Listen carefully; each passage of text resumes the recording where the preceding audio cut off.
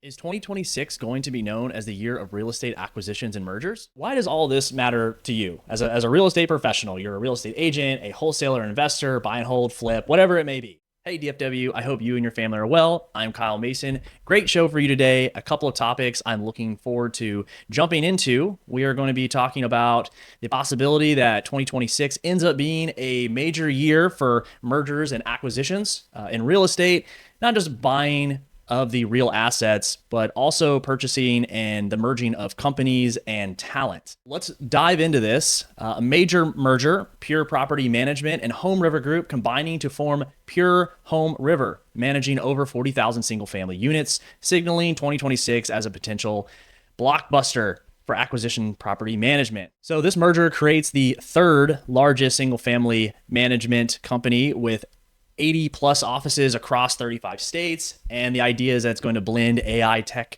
with conventional property management. Now, this has been mirrored on smaller scales and slightly different lines of real estate brokerages. One that has come to mind last year, EAR affiliate recently expanded into DFW by acquiring 2415th Realty. For broader market reach. They're trying to just simply buy their way into the DFW market, and this is a great way to get going. Doing it organically is quite a slog, so get some money together, buy some brokerages, and then go from there. I'll read a little bit of this here for you now. So Pure Property Management, HomeRiver Group, as I've already mentioned, 40,000 units. That is awesome. The deal was announced on Thursday. They're pretty much going to be in most of the continental US, you're talking about 35 states, and most of their properties, 85 to 90% of the units are single family homes. Now, if you look at the map on the screen, you can see that, yes, there was a fair bit of overlapping. However, it did open up a lot of different states for them. So according to the company now, Pure HomeRiver brings together Pure's AI native technology platform, unified operating model with HomeRiver's national footprint and institutional service capabilities. Executives say that the combined data platform is designed to improve operation efficiency, pricing, maintenance workflows, and customer experiences across large portfolios.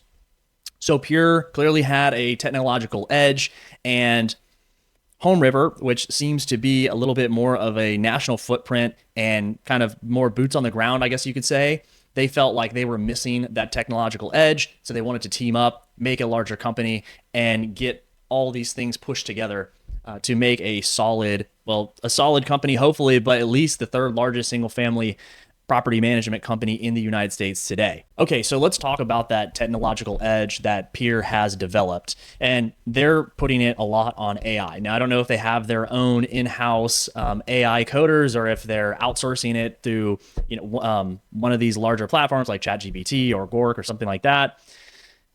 According to PwC.com, real estate deals are being transformed by artificial intelligence by reshaping how investors source, value, and integrate assets. For example, advanced analytics and machine learning can synthesize vast, previously siloed data sets such as tenant behavior, energy performance, zoning, market sentiment, can identify mispriced properties and unlock new value. So that's where this is really coming in. You have tons of data out there. People are constantly collecting data, but to have it all put together properly in proper formats is one thing, and getting information on each siloed or spreadsheet, as I will say here, is good. Now, can you overlap these things? Can you draw conclusions from these different spreadsheets and just continuously running new scenarios and challenging these AI bots to come up with different scenarios? I mean, I do it myself all the time with a number of different things, and I end up down a rabbit hole with new ideas that I really wasn't even thinking of before. But just the fact that it can analyze so much data so quickly, that would take a very, very diligent person to do over a week or so. I mean, they can do it in minutes.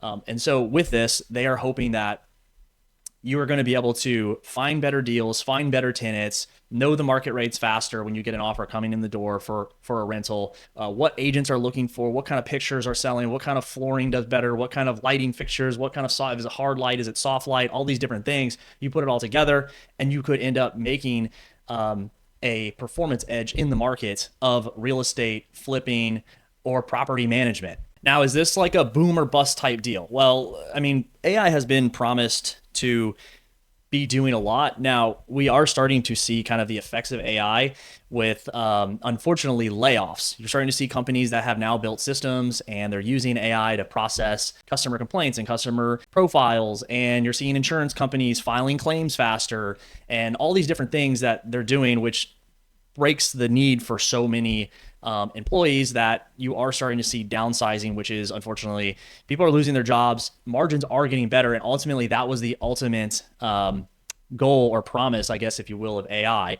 Now, people will say, hey, like, these companies are becoming more efficient and they'll have more money and then they'll reinvest it and yada, yada, yada. I will let you come to the conclusion of what is actually going to happen with all that extra money. Go ahead and check out the stock buybacks and bonuses that have been happening over the last couple of years with these layoffs. So the second thing that is powering this deal is not just the fact that, okay, these people had a great computer system and they're great with AI, and these people had a national platform. Let's marry them together and it will be kumbaya. What is supercharging this deal is alongside the merger, HomeRiver, they secured $80 million in growth capital. Let me read for you. Management says that the capital will support continued acquisitions as well as investment in technology, operations, and service infrastructure as the company scales. The company plans to grow from 40,000 units under management to 60,000 units over the next 3 years. Much of that growth will come from acquisitions. So right out the gate, it says it right there. They are planning to buy more. So you're going to see more of this. Executives at HomeRiver told Resi Club, that's the article where I'm getting this information, that they're ready to go out and start buying other single family property management firms. One reason is that scale can drive margins. Expanding in this space, with a company noting that surpassing roughly 500 single family rentals in a given market is an important threshold. So if what they're saying here is with the economy of scale, if we have more and more units under management, this makes it cheaper because each person we hire now, their salary is divided above X amount of units. Also, if they're doing turns or rehabs or something like that for their clients, if it's a service that they offer, they can buy more materials at cheaper prices. You get the idea, right? Now, they're saying 500 single family rentals is a threshold for a particular market, and that is why they would rather go out and buy 1, 2, 3, or 4 smaller property management companies, bring in agents that already have 20 to 100, whatever it may be, units into their business and bring the business over to them. That is going to help them grow rather than trying to grow organically through the methods of advertising and texting and cold calling and coffee meetups with homeowners that are looking to rent out their home because they have to move, or landlords that have a few properties. This is the way that they're going to grow. And as money now starts to become a little bit cheaper, interest rates start to come down. Now it's looking like, okay, well, we can take this money, we can buy this company for X, and the percent on that money is only Y, and our return is going to be Z. And so this is going to speed back up. If you remember several years ago when rates were low, there was tons of mergers and acquisitions. This is going to definitely speed up. And I think it's going to speed up fairly proportional to the rate in which the interest rates do come down for loans, on business loans, large acquisition loans, all those types of things. So we've also seen this in other categories of real estate. I mentioned the residential broker agency that got bought up and the name got changed. That's a great thing that's going on, or as far as mergers and acquisitions, you'll start to see a lot of that. But you also see it in the commercial space. In fact, the commercial agency space is becoming very aggressive on the acquisitions. Now, this is from CoStar. Back in September of 2025, global commercial real estate firm Colliers is expanding its U.S. multifamily capabilities with the purchase of Dallas-based investment firm in a deal that was in the works for about a year. Toronto-based Colliers has acquired Greystone Sales Group, LLC, for an undisclosed amount. The deal adds the multifamily investment sales firm and its 25 executives, 3 of whom are located in Arkansas, and the remainder are in Dallas. So, key takeaway here. Yes, they bought the firm, right? But really, it's the 25 executives that matter. And anybody in real estate agency knows this. You can go buy a real estate agency, but if all of the agents left, your agency is not worth anything, really. And that is really what they're acquiring here. They are acquiring the talent to go along with this. Now, also to note that Arkansas, 3 of them are located in Arkansas. Arkansas is shaping up to be a very good market for development and rental and commercial. I've read a few articles where they're talking about how robust Arkansas is going to end up being. They've done several tax policy changes, and they're trying to drive growth, not just through agriculture, but through actual manufacturing innovation as well. So that doesn't surprise me that they also, it's kind of a 2-in-1 combo. You're in the DFW Metroplex. It's obviously been great for commercial real estate, and there's also some sprinkles of Arkansas in there. So, hey, that sounds like they knew what they were going after. Here's another example. Other major brokerages are also betting on multifamily sector. Cushman & Wakefield bought Pinnacle Property Management Services a few years ago to expand its apartment property management business. So you see all the apartments going up. Yes, there's people like down in the leasing offices and whatnot. Generally speaking, those are actually employees of some sort, 1099 possibly, of actual separate property management companies. They don't necessarily own those buildings, and it's not bought by the people that own those buildings. That is outsourced to a property management company. Okay, so why is this happening? Like, why now? Why 2026 and not 2025 or 2024? Well, there are tens, if not hundreds, of reasons large companies to individual home buyers and sellers really have been holding off, but we don't have time to go through all of them. So let me cite a few here in this article. According to financialcontent.com, the great unlocking, why 2026 is becoming the year of the mega deal. Now I'm just going to briefly go through some of the sections here. So the gist of it is 2024 and 2025 have had a huge run up in interest rates. Interest rates definitely have a massive effect on the real estate market. Most real estate is purchased, developed, built, refinanced, and held with long-term financing based off an interest rate. What can you, the lender, lock up a massive loan for on the money that you're going to deal out? And then what are you going to do if you're going to keep that in-house? Or are you going to go resell it on the secondary market, et cetera, et cetera? So when things were humming along, money was 3.5%. A lot of different people, a lot of different businesses, business models, builders, apartment complexes, all worked at 3 and 3.5%. So you saw this big run up. As soon as rates started rising, right, to combat inflation that we started to run away with after COVID, that changed the game. That hurt a lot of people. That caught a lot of people off guard. All of a sudden, deals did not work when essentially the price of your money that you're borrowing is doubled. And so that has been a huge issue for people that are investing to hold off for the last couple of years. So that's led to a lot of people stepping back, trying to hunker down, deal with the deals that they have already on hand, stabilize them, get them finished, wrap them up in a long-term mortgage or sell them or something. So that way they are not left with this floating project and the interest rate is constantly ticking up, right? Now, another interesting thing that some people might really not realize is that, okay, so for the last couple of years, the interest rate has ticked up. Projects have slowed down. But in the investment world, right, of IRAs and people needing to move around money and people constantly trying to invest money with larger investment firms, those investment firms take money from people and say, hey, over an X amount of period, we are going to find you investments. We're going to place the money and you are going to get a return based off of those investments.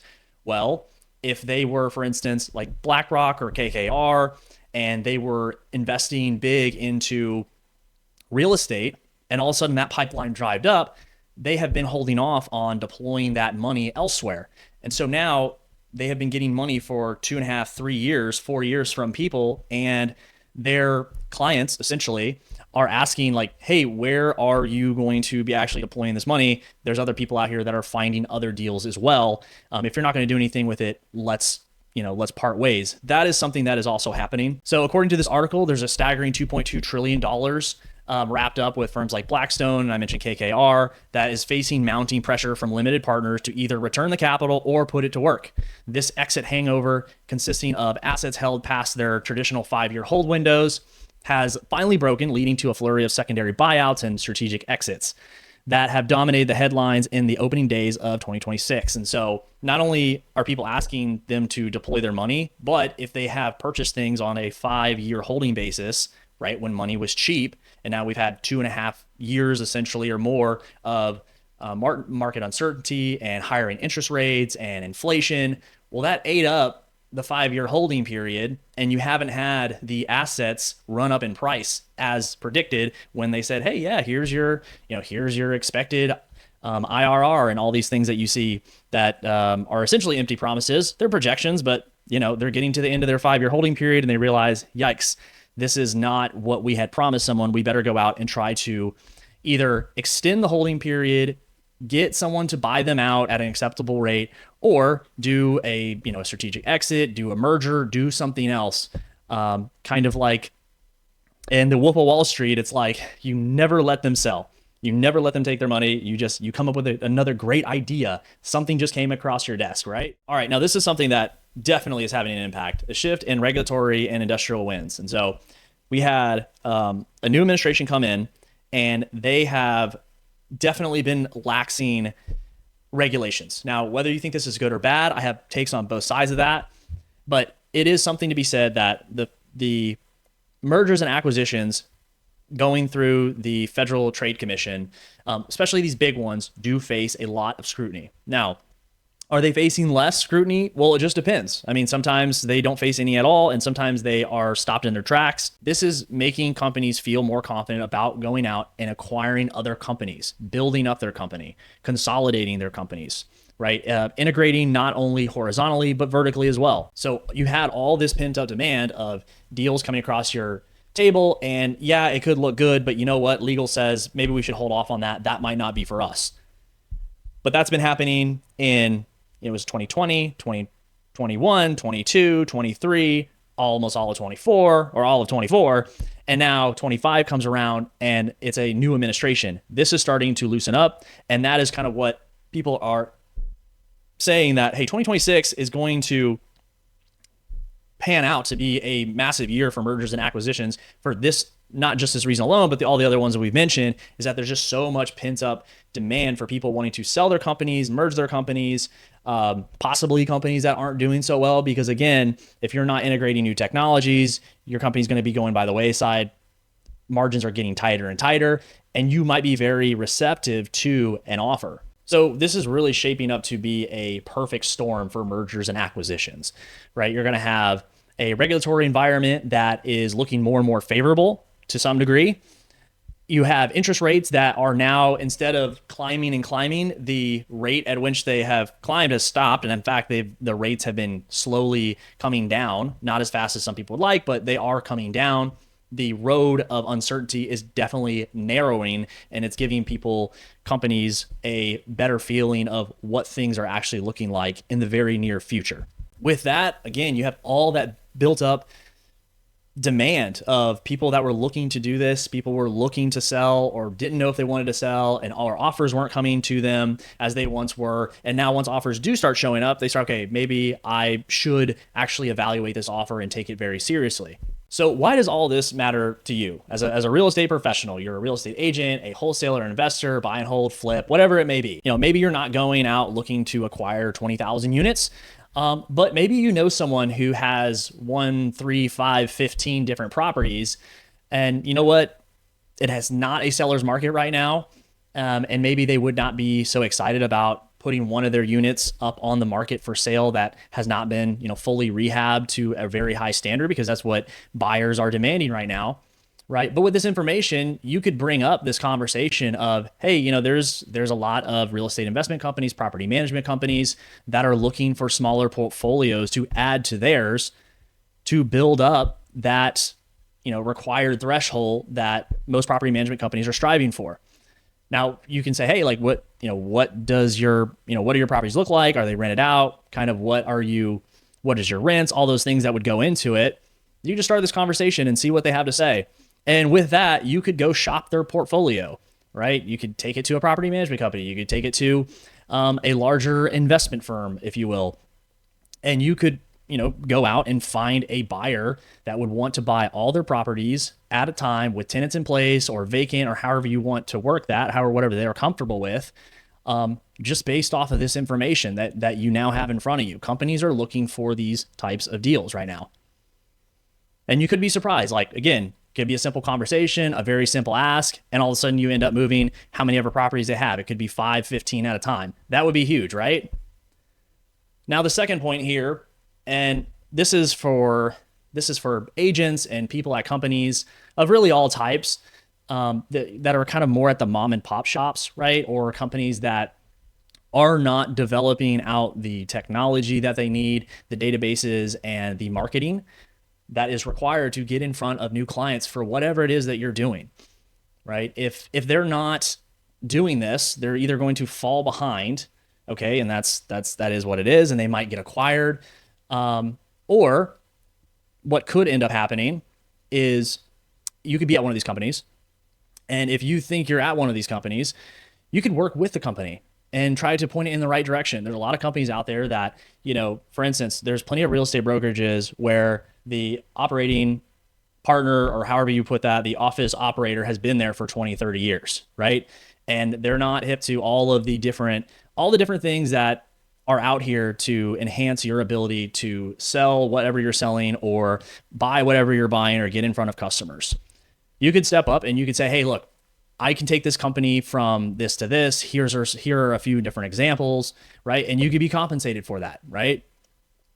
Now, if they're not looking to do that, if they're just steady as she goes and they don't want to invest back into the company, or they don't want to invest in you or the other employees, that would be a good sign to go look for somewhere that is doing those things that is required in this market.